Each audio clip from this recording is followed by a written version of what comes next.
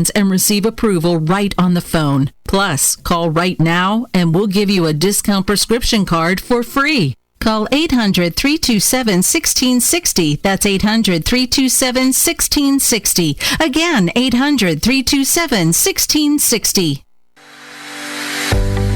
Are you ready for a new experience? To see life from another point of view?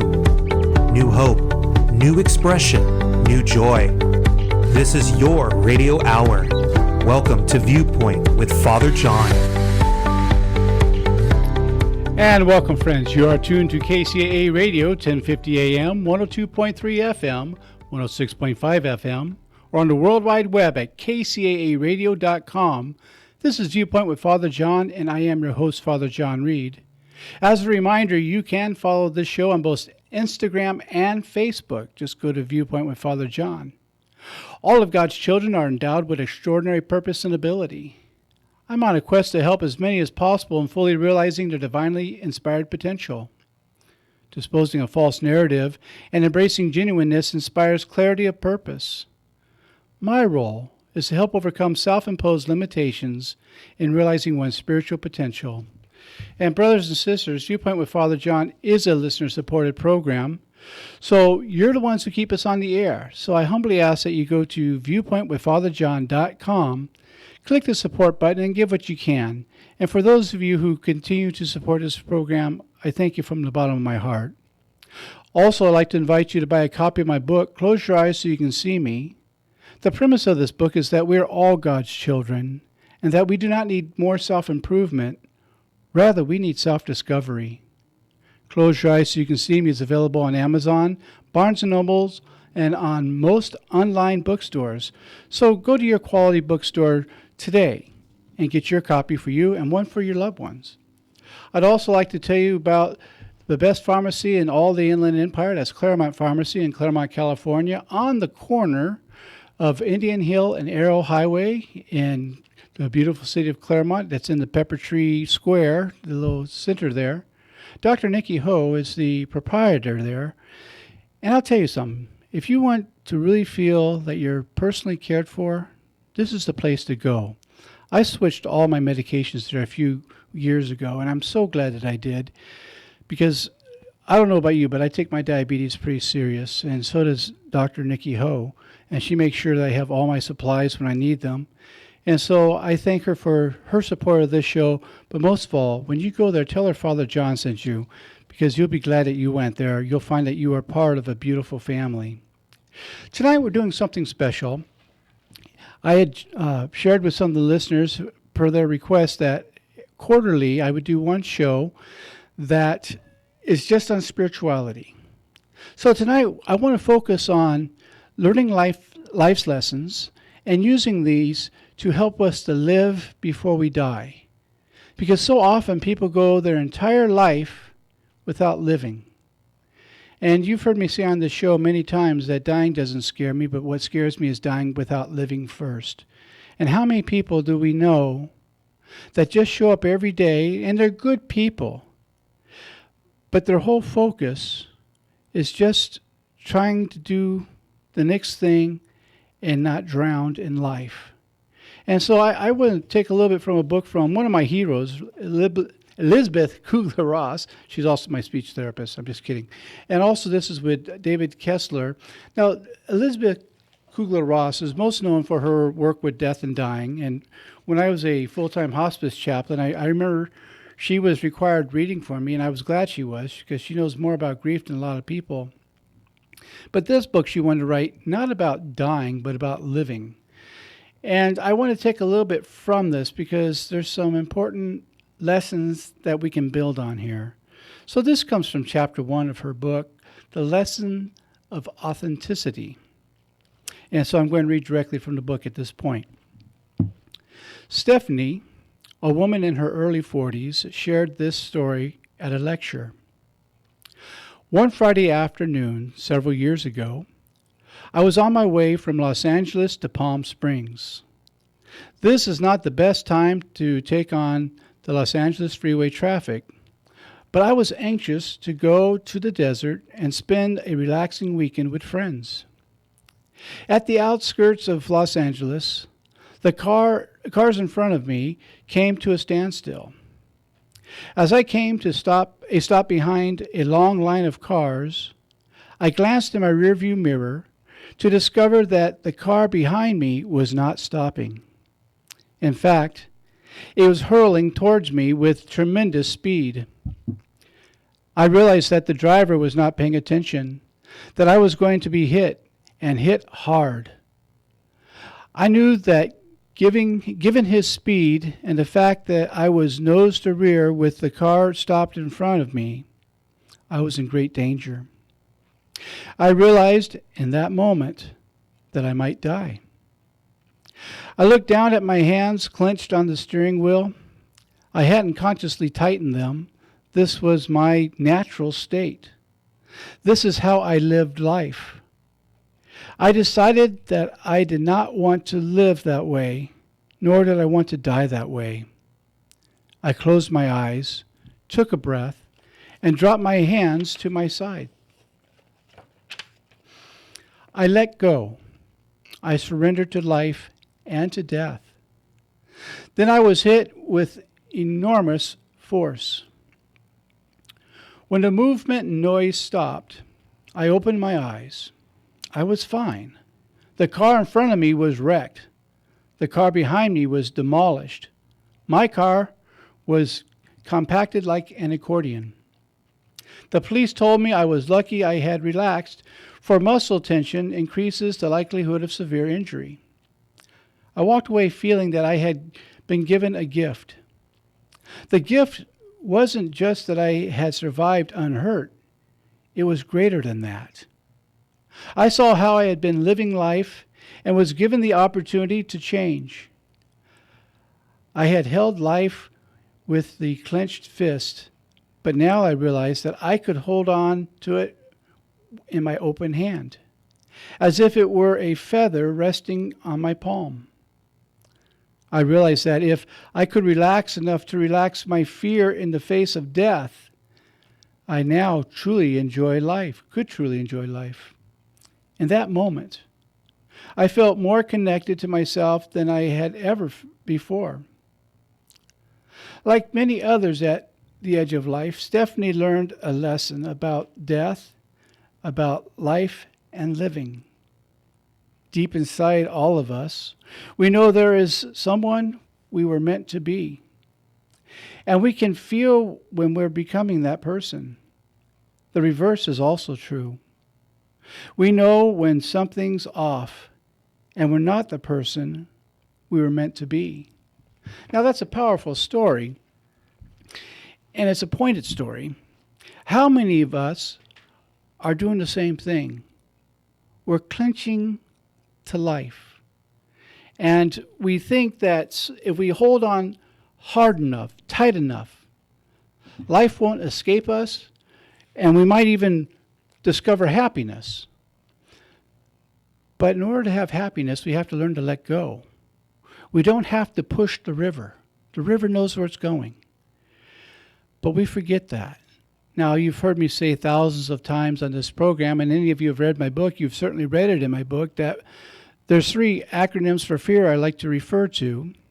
The first one is false evidence appearing real. The second is forget everything and run. And the third, of course, is face everything and recover. And what happened to Stephanie in that story is she faced everything and recovered. She accepted the fact this could be the end. So rather than struggling with it, she let go and decided to let life take her where life was going to take her. Now, does it always turn out that good? No, I don't want to imply that it does. Sometimes we have great harm. The point of the story isn't just the fact that she walked out without injuries. The point of the story is she walked out with a new perspective on life, that she saw that clinging to everything was keeping her from knowing what happiness is. And we sometimes draw our identification by the different difficulties in our life. Have you ever had anyone that when you call them, it's like an organ recital? My spleen hurts, my kidney hurts, my belly hurts. All these organs hurt, so it's the organ recital. And they actually seem to be afraid to get better because if they get better, nobody will pay attention to them. Now, they're not doing this because they're bad. They're doing it because they've learned to accept sympathy in place of love, because they don't know that they're worthy of love.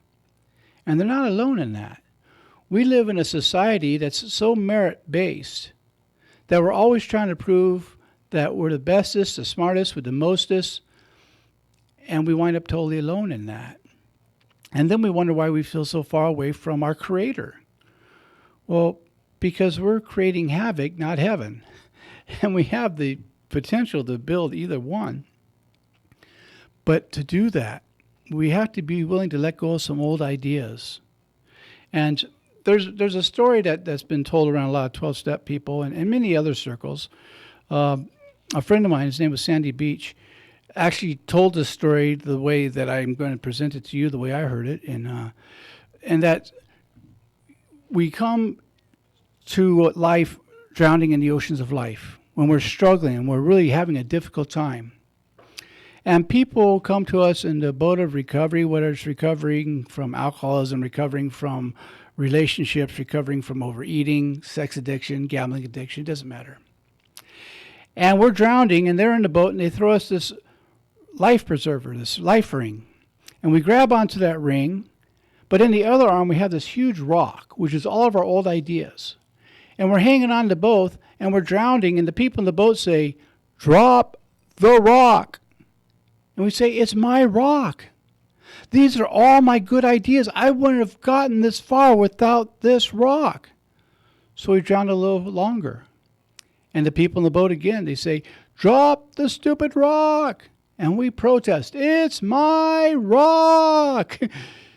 And we continue to drown until finally something happens, like this car accident. We lose our attention on the rock. It slips out from our arm.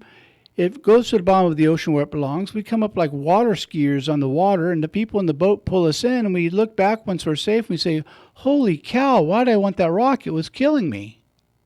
But we can't see until we can see. Until that moment, that's my rock. And we actually think it's doing us good when it's not doing us good. It's weighing us down. It's drowning us. It's killing us. But brothers and sisters, at that moment, it's all we know. It's familiar. Why do people continue to go back into sick relationships? While it may be awful, it's familiar. And we know how to live in that setting, where if we go to where the future's uncertain, that's scarier than the abuse that we're taking in the relationship. And so many people wind up going back to these really bad relationships because although they hate it, there's a part of them that feels safe because they know what to expect. They know it's going to be awful.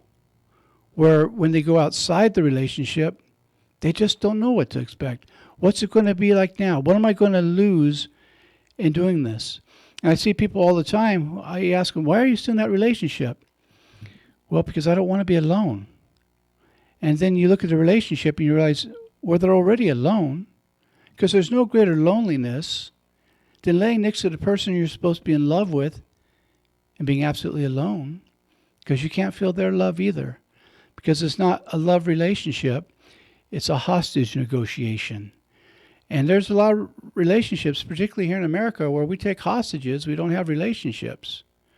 So tonight we're going to talk about a lot of things that have to do with letting go, about looking at life from a different perspective, and learning how to live before we die. Now, speaking about life and death, we're going to go to our first commercial break, because if we don't go to a commercial break, this show will be dead in the water. And so Frank's going to take us out to the show, and you're tuned to Viewpoint with Father John, and we'll be back in 2 minutes and 2 seconds.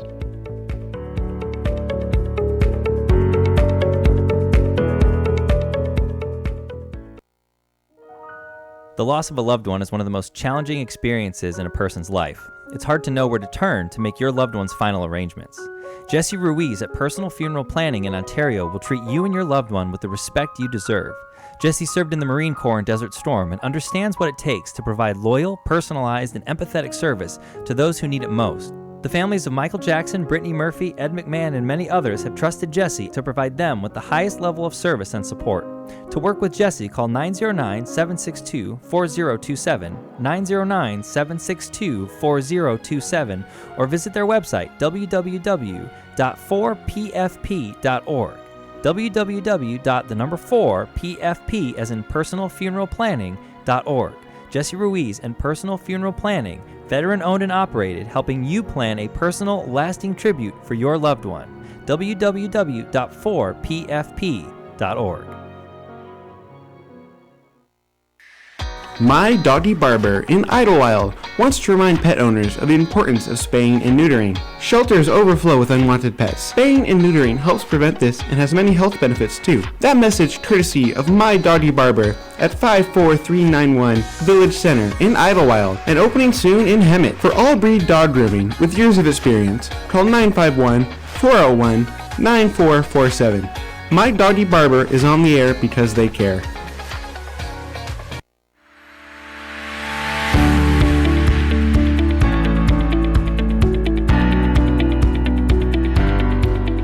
And welcome back. You are tuned to KCAA Radio, 1050 AM, 102.3 FM, 106.5 FM, or you can listen from anywhere around the world on kcaaradio.com. This is Viewpoint with Father John, and I am your host, Father John Reed, and I am grateful to be with you this evening on this special program where we're talking about life itself. We're talking about learning how to live before we die, life lessons. And the reason I want to talk to you about this is there's so much stress in our community right now that I think we sometimes forget how to breathe.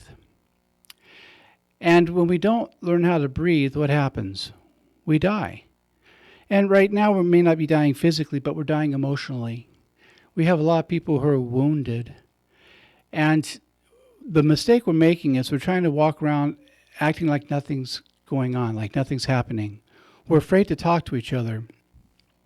You know, anyone who knows me knows I'm kind of a social butterfly, and I can't walk down the street without saying hi to people. If we're coming towards each other on the sidewalk, you can just expect I'm going to say hello, at least nod at you. And I've noticed over the last few months, and I'm sure it's happened before then, but it's really been pointed the last few months, people looking away in terror. They're afraid to make eye contact. They're afraid to say hello or goodbye or talk to someone else. We truly are becoming strangers. And that's not how I always knew this country. That's why I always say hello. I'm so used to people saying hello in return. I lived for a little while in Wisconsin, a little town named Nakusa. We used to say if you can't spell it, you can smell it. We had the paper mill. And it was such a large town that we had a population of 309 people, and when I moved, I was number 310.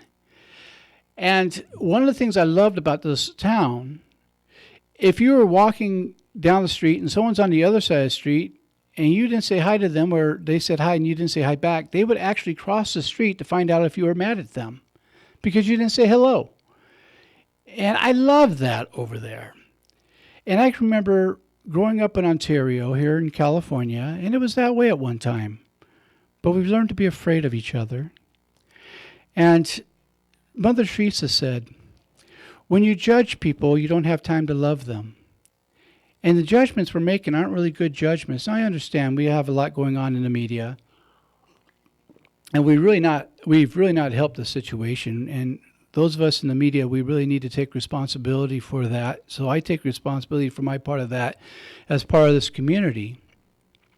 So that's why I'm looking to do something really positive tonight and remind us that we are about love. Now, some of you know I have a favorite story from Richard Bach. Richard Bach wrote several really good books, Jonathan Livingston Sequel, The Bridge Across Forever, and one of them is his book, Illusions.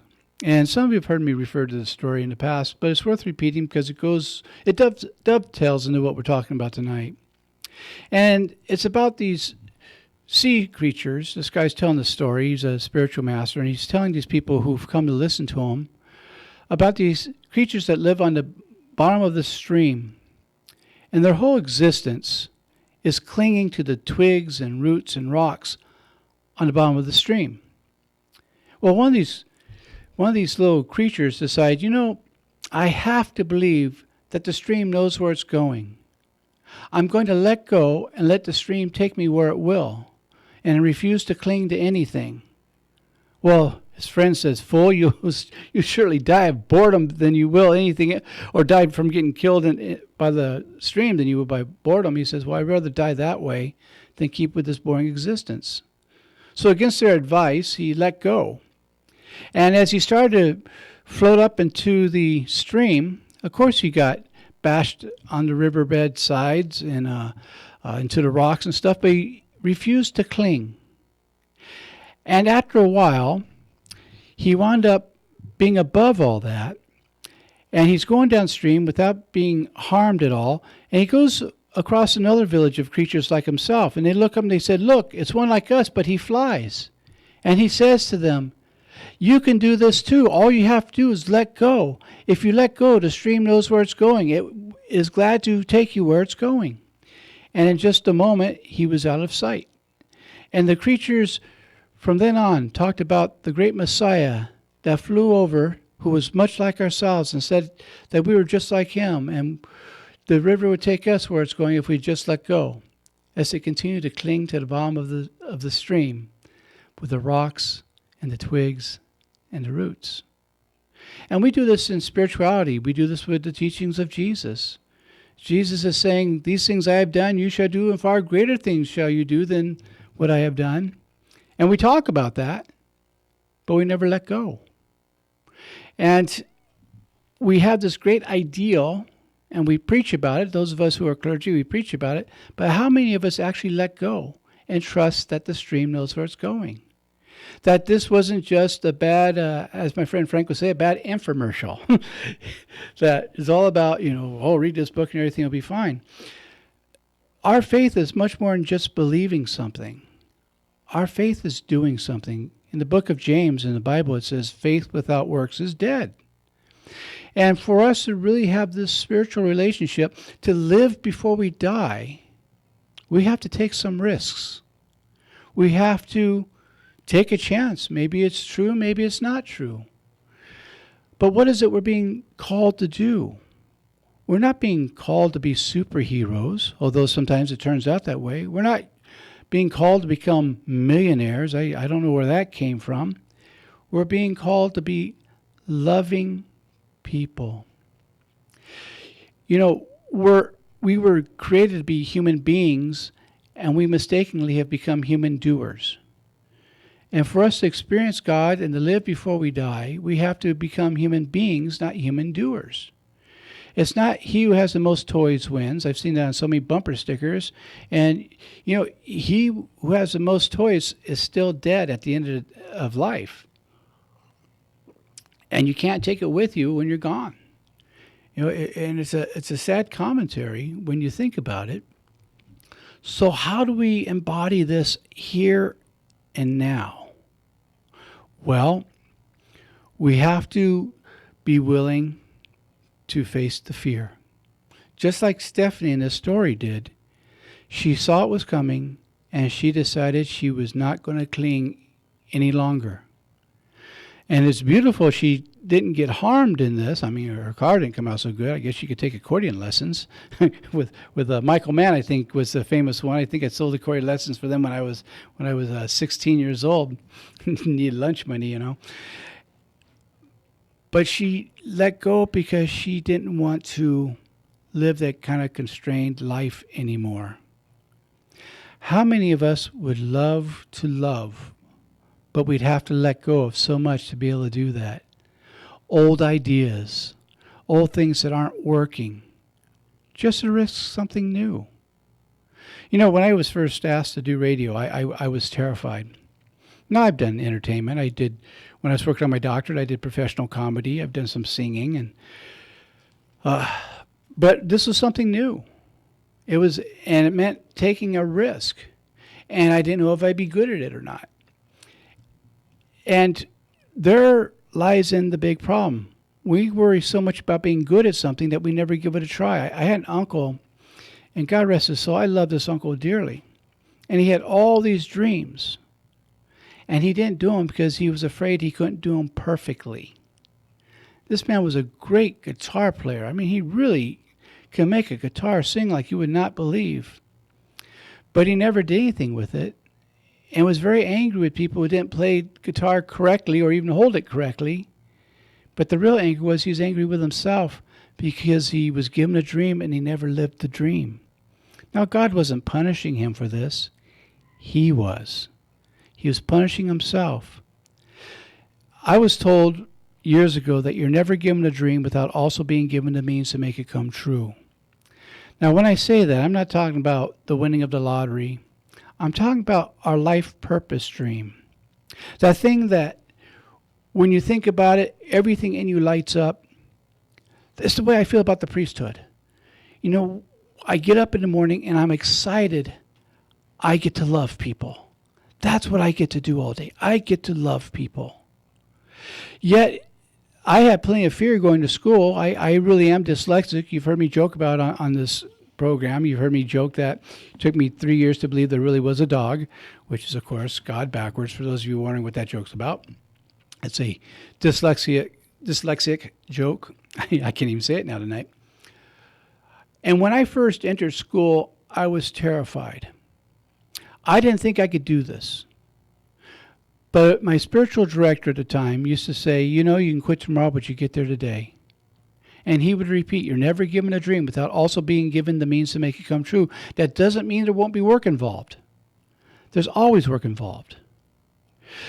But when you do the work, something happens. And we can't think ourselves into good living. We have to live ourselves into good thinking. I talk about that in my book, Close Your Eyes So You Can See Me. It's part of participating with life. It's about taking risks. You know, we hear people that die alone because they're afraid to love.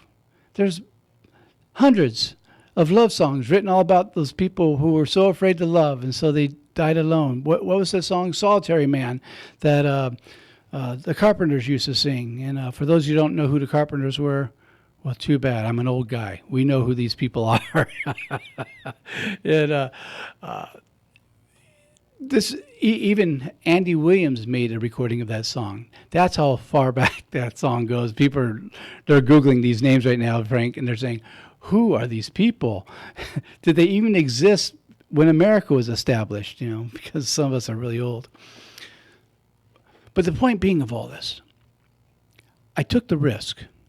Even though everything in me was terrified, I took the actions, and the feelings came later. And today I have a PhD, which would be impossible left to my own thinking. But I was taught you can quit tomorrow, but you go today. Well, I'm going to give you the same thing about loving. Don't wait for love to come your way. You be the loving person. You know, my friend Chuck Chamberlain used to say it quite often. He's the one who taught me this, and that's how it wound up in my book. That love is a divine paradox. When you go out to get, you come back empty. When you go out to give, you come back overflowing. But you are what you're giving away, and we talked about that earlier in the show. I was talking about that with Frank before the show even. You know, if you are giving away hate, you're hate. If you're giving away love, you're love. You are what you're giving away. So what are we today? What are we giving away today? That determines on if we live before we die. You know, I've heard a lot of deathbed confessions. And not one time did I hear someone say, you know, I wish I spent more time at work. I wish I spent more time just, cleaning the backyard. What they have said, I wish I spent more time loving. I wish I spent more time with my kids. I wish I would have told somebody what I felt about them. Garth Brooks sings a song, If Tomorrow Never Comes. And one line says, if tomorrow never comes, would she know how much I loved her? That I try in every way to show her every day that she's my only one. We assume people know how we feel. They don't. We assume that if we think about love, they'll feel it. They don't. It's our actions that show it. It's how we treat people. And it's hard to feel loving towards them when we can't even give ourselves an even break. How many people stand in a mirror and say, you should have been something else. You should have been somebody else. You should have done this other type of work. And then at the end of the day, they say, was it worth it? Well, sometimes that's a good question. If we don't learn how to love, and we don't learn how to be kind to ourselves and kind to other people, if we don't learn to deal with our grief, deal with our fear, deal with our pain. Anyone who tells you that life was meant to be pain-free isn't giving you honest information. Life is painful. It's not that way as a punishment. It just is.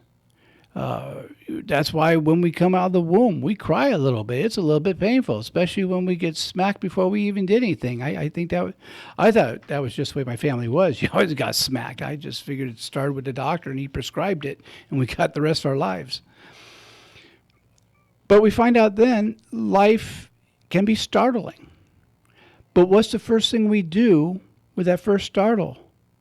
We take in a deep breath. We cry a little. Crying is permissible. You are allowed to cry.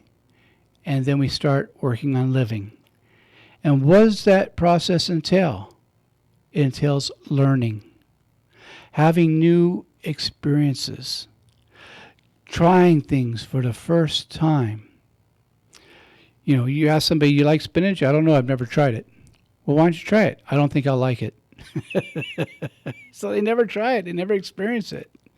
You know, and all along they may have liked it to begin with, or they may not like it.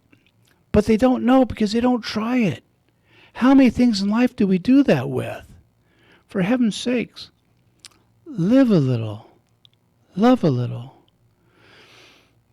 One of the things that really touched me one time, I was getting ready to do a funeral for a family, and I'm talking to the children of this man, and they talked about how much Dad loved them and how much they knew Dad loved him, because he never missed an opportunity not just to tell them, but to show them.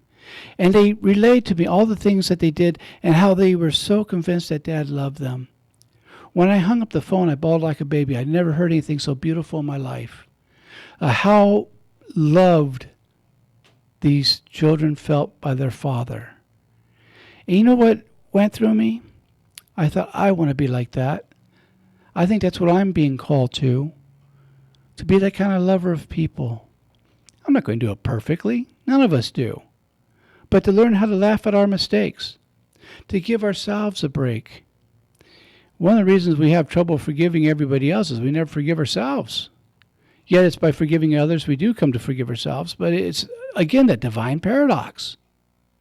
And as part of life lessons, this is the biggest one, learning how to let go and say, okay, life isn't fair. You want ferrets in Pomona once a year. That's about as fair as it is. But be grateful life isn't fair. Because if life was fair, how many things would we own accounting for that instead we got grace? You know, I think of the drunk driver that goes before the judge, and judge says, oh, so you want justice, do you? And the drunk says, no, sir, I'd like mercy instead. You know, justice isn't always what we want.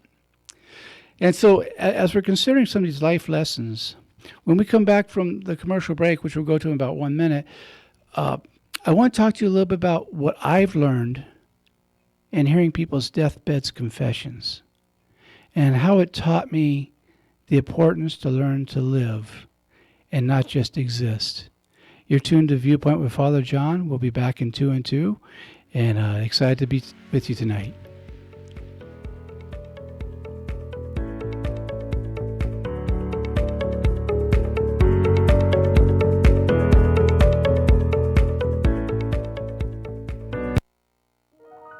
The loss of a loved one is one of the most challenging experiences in a person's life. It's hard to know where to turn to make your loved one's final arrangements. Jesse Ruiz at Personal Funeral Planning in Ontario will treat you and your loved one with the respect you deserve. Jesse served in the Marine Corps in Desert Storm and understands what it takes to provide loyal, personalized, and empathetic service to those who need it most. The families of Michael Jackson, Brittany Murphy, Ed McMahon, and many others have trusted Jesse to provide them with the highest level of service and support.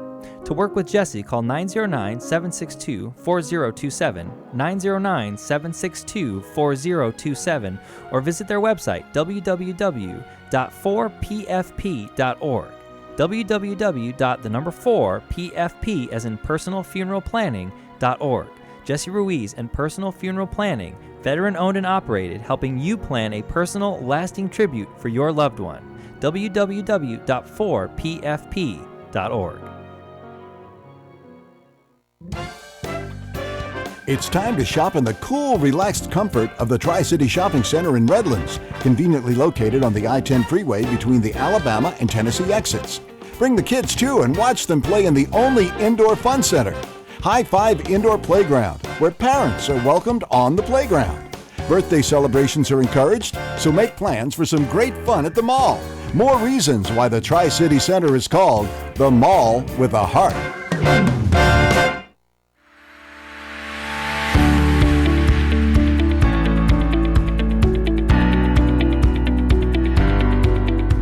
And welcome back, brothers and sisters. You are tuned to KCAA Radio, 1050 AM, 102.3 FM, 106.5 FM, or you can listen from anywhere in the world at kcaaradio.com. This is Viewpoint with Father John, and I am your host, Father John Reed. And I want to give thanks to Claremont Pharmacy, who is bringing you part of this program tonight. Again, if you want a good pharmacy that really cares about people, you want something that's family-owned. I know you can get a lot of things at some of these big chain pharmacies, but there's nothing like the personal touch of a pharmacist that knows you as an individual, not just as a number, and knows how to communicate with your doctors and make sure all your needs are met. Well, I'm talking about Dr. Nikki Ho and her staff at Claremont Pharmacy on the corner of Indian Hill Boulevard and Arrow Highway in the Pepper Tree Shopping Center. I really recommend going to her and tell her Father John sent you. You'll be glad that you went there. And just a shout out to the great board operator of our show, member of our family, Frank. How you doing tonight, Frank? I caught him off guard. Well, I am feeling awesome in my Viewpoint with Father John t-shirt. I'm still really excited about it. Well, thank you. Yeah. This was an official thing we did tonight. For those of you who saw the pictures on Facebook and on Instagram and LinkedIn, Frank received his official Viewpoint with Father John show t-shirt and his coffee mug. Why did he get those? Because he's an official member of Viewpoint, Team Viewpoint. He's a member of our family. He's not just someone who works the show. He is part of the show.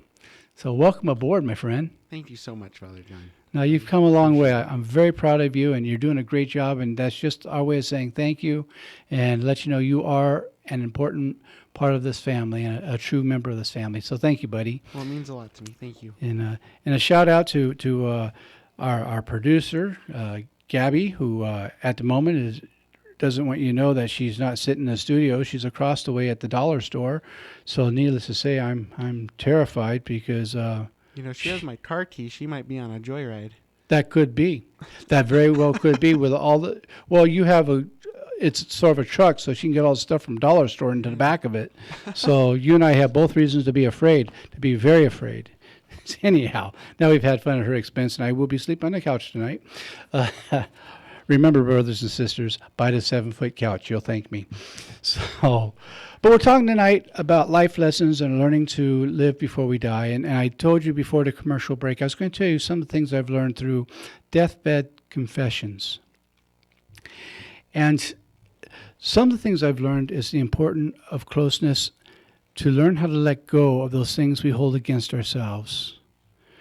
And each time someone would share with me things that I thought were really no real big deal, to them it was horrendous and caused them great pain because they felt so much guilt and could not forgive themselves for it. And they wasted so much of their life. I'm not saying it's okay to just go out there and hurt people. That's not where I'm coming from. But once they were forgiven, they couldn't accept the forgiveness. And what good is it to be forgiven if you won't accept it? When I was working hospice out in Sun City, there's a great priest. His name was Father O'Day. He's a Roman Catholic priest. And everybody liked to do confession with Father O'Day because this is how he would deal with it. He had his good Irish brogue, as your best priests do. And he says, you know, you're going to do better. You know why you're going to do better? Because God loves you. And God's going to help you do better because God loves you so much. He didn't say you should feel awful. He didn't say, boy, you sure messed up. No. He says, you're going to do better because God loves you. Well, I hope that's the message you're getting from this show. Because no matter what you've done, you've already been forgiven. The question is, are you better than God that you won't accept that gift from God? Are you too good for that? And yes, there's a little sarcasm with that, but there's also a serious question with that, because oftentimes we say to God, you know what, I know you forgive, but you just don't have good taste, so I'm not going to accept your forgiveness. Now, it sounds really strange when I say it, doesn't it? But that's what we're doing anytime we refuse to accept God's forgiveness. Why is that forgiveness so important? Because we can't live until we let go of that. You know, I mentioned my uncle earlier, and I believe I talked a little bit about this in my book, Close Your Eyes So You Can See Me, that he couldn't let go of something that ruined the relationship between he and his daughter for the rest of their lives. He was trying to get sober, and he's dead now, and so I can share this without any worry of reprisal from, on his behalf. But she went to visit him while he was in the hospital recuperating from his alcoholism. And while he was detoxing, he thought that she had called him stupid. Now, he never investigated that ever, but assumed that she had until the day he died, which was many years later. She was only 12 years old at the time. He never spoke to her again. And every time her name would come up, he would become angry all over again. That's not living. That's just not living. And so one of the things I learned from these deathbed confessions is the importance of letting things go. I think one of the greatest gifts we can have towards happiness is a short memory. Because when we have a long memory and we remember every bad thing that everybody did, boy, that's a sore life. It really is. And if he had just taken time to ask her, did you say this? Even if she did say it, to talk about it. And if they had done that, he might have lived a little more of life. So life is learning about letting go. That's an important lesson in life. Life is finding out that it's not always what we think we see. It's not always what we think we know. Sometimes it's learning something new. I have a friend that just went up to Oregon to do a art retreat. And they were afraid to go because they didn't know if they would be good doing art. Now they're having fun. They found out they're good at doing art. Had they not tried that, they would have never known. And sometimes these irritations that take place in our life is just to give us a little shove, a little push. Say, try this. I'd like for you to consider the oyster for a moment. Now the oyster gets a grain of sand. And it's inside the oyster and it's irritating. And the oyster doesn't really like it, but tolerates it. Because something inside knows instinctually that there may be something more to this. So they let it develop. Well, if they complete the process, what happens to that little grain of sand? It becomes a priceless pearl. So look at your life right now. What are these grains of sands that are going on in your life? They're irritating. And you think, I just wish that wasn't part of my experience. I just wish I didn't have that irritation. Well, before you let that go, see what it has to offer. Because I've discovered there's no such thing as a problem that does not bear a gift. Make sure you get that gift before you move on. I can remember being in a painful situation years ago when I was in college, and one of the wisest professors I had said to me, John, complete the experience, bless it, and move on. Complete it. Do everything it takes to complete it. Feel what you need to feel. Say what you need to say. Do what you need to do. Bless it because it had a gift for you, for your life, whether you realize it or not. And then move on. Move on without the regret of it. It gave you a gift. It helped to shape who you are now. How are you going to incorporate that in your living experience? And all these things that I thought were really awful experiences have turned out to be learning experiences, that I wasn't being punished. They weren't. And I think we really give God a bad rap. Every time something happens to somebody, well, you're probably being punished for something you did. Have you ever stopped to think that maybe you're just being pruned so you can grow? Think about this for a moment. How many people who are listening tonight love your gardens, love the trees, and because you love them so much, you prune them to help them to be healthy? Are you punishing these plants? Is that why you're pruning them? Of course not. You're pruning them because you love them. And you know that while it's probably painful for the tree a little bit, you get cut on, it's going to hurt a little bit. But the end result is the tree grows stronger, with more beauty, able to produce more fruit. So it's not a bad thing. So when our lives are being pruned, it's not God trying to punish us. It's God's pulling us towards growth to greater beauty and more expression of love and of life. But if we're going to experience that, we have to let go of the idea that life is against us and realize that really the universe is benevolent, that you were created in love. And one of the most important life lessons that any of us can learn is that each one of us is born with value. You can't earn it. You were born with it. And every child that is born was born out of the love of God, no matter what the circumstances are. There's only one source of life. And if you weren't meant to be, and if God didn't love you enough to create you, you wouldn't be here. So who are you not to love you?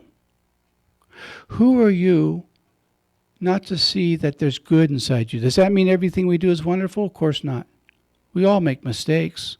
We all do things that are sometimes stupid. I guess it's been going around Facebook everywhere, for everything. There's a reason for everything that happens, and then sometimes the reason is stupidity.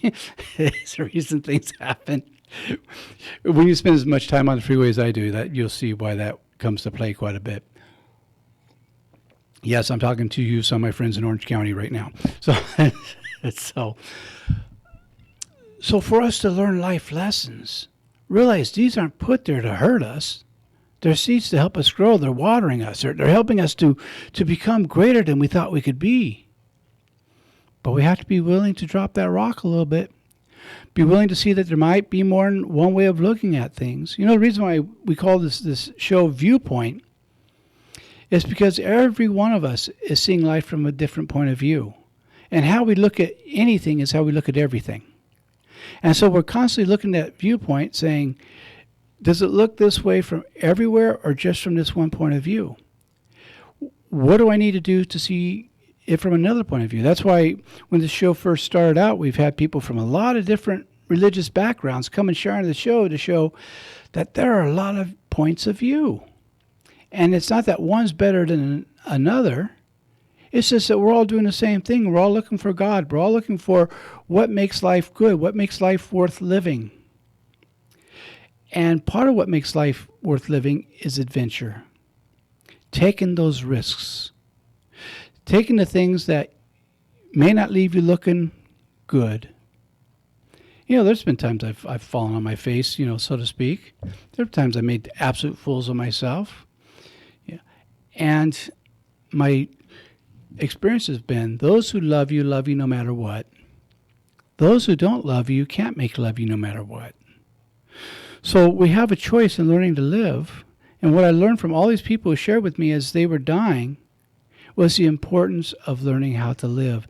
And living includes laughter. It includes tears. It includes wonderment. It includes sadness. All of that is part of it. As we're getting in our last 5 minutes of the show, I think of something a friend of mine, and someone who I look up to, he's a true hero of mine. He was going to his therapist, and he asked his therapist, am I normal? And his therapist very wisely looked at him and said, so-and-so, I don't want to say his name because some people know who I'm talking about. I think what you mean to ask is, are you healthy? Because normal is 98.6. That's normal. I think what you mean to ask, am I healthy? He says, well, am I healthy? And the therapist said this, a healthy person can do 3 things.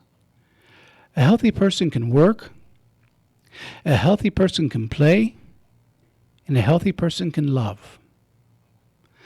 If you can do all 3 of those things on the same day, you're healthy. If you can't, it's not something to be ashamed of. It means this is an area where you need healing, and with that healing, again, we go to God for help, and we pay attention to who God puts in our life to help us learn those lessons. And we learn how to do those 3 things. And I'm going to just give you a suggestion. Don't pray for patience, because you pray for patience, God will put situations in your life to teach you patience. Now, if you like that, you go right on ahead and doing it. I learned the hard way not to do that. But I do ask for God to show me how to be more loving, more accepting.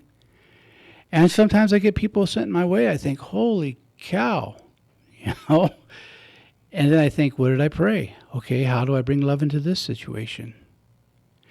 And in learning how to live, sometimes the greatest lesson we can learn is how to listen. Because if we're always doing all the talking, then we find that we usually wind up alone, even with people around us, because we didn't hear what they had to say.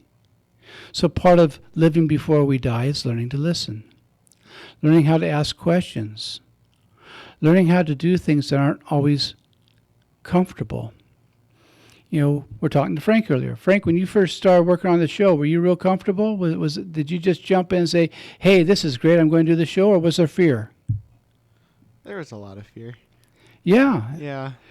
And look at how far you've come. Oh, thank you. You actually absolutely sail on this show. You do a great job on this show. But if you just stayed with the fear, what do you think would have happened? I don't think I'd still be working here if I hadn't gotten over my fear. I wouldn't have been able to handle it. And while God could have sent me someone else to work in that booth, they wouldn't have had your personality. They wouldn't have brought the talent that you bring to this show. So I'm glad that with the fear, we were talking about this before the show, the 3 acronyms: false evidence appearing real, forget everything and run, face everything and recover. And because you decided to face everything and recover, we now make a great team. And I'm very grateful that you went to the last one, face everything and recover, because you've taken the show to a new level. Okay. So the point is, and I'm thrilled that Frank is part of the show. He does a wonderful job. You obviously know that. You're listening to us right now.